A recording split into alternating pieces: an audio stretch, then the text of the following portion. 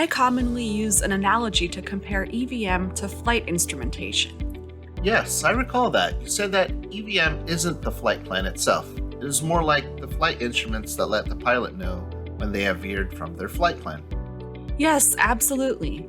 In EVM, we measure how far we've veered away from the plan in terms of variances. There are 3 such measurements in earned value management: schedule variance, SV, cost variance, CV, and variance at completion, VAC. Cost variance seems very straightforward.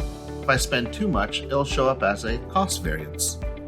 Actually, Ben, if you spend too little, it will also show up as a cost variance. That seems counterintuitive.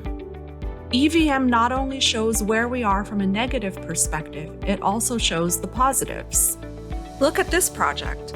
The construction is under cost and the engineering and testing efforts are over cost. How is the overall project doing? I'm assuming the negative values indicate overruns. You are correct. Looking at all 3 parts of the project, the construction underrun is larger than the 2 overruns.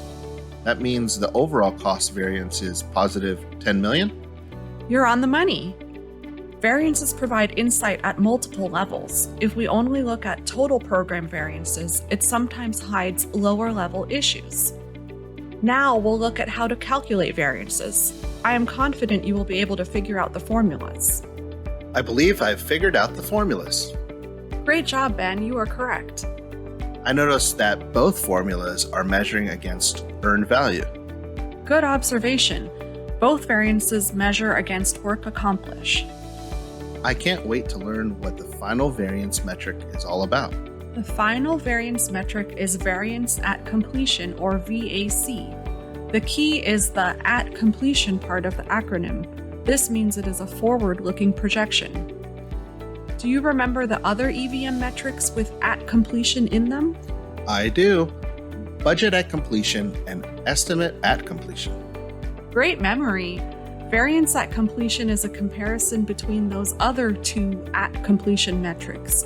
VAC equals BAC minus EAC. Ben, I have one final test for you. Okay, I'm ready. Looking at the graph, does this program have a favorable or unfavorable variance at completion?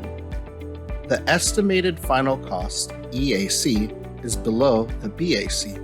That means the contractor is projecting an underrun. You're doing well. Keep going. Underrunning a contract seems like a good thing to me. I suspect this graph represents a favorable, positive variance at completion. You've got it. Great job at mastering all 3 variances.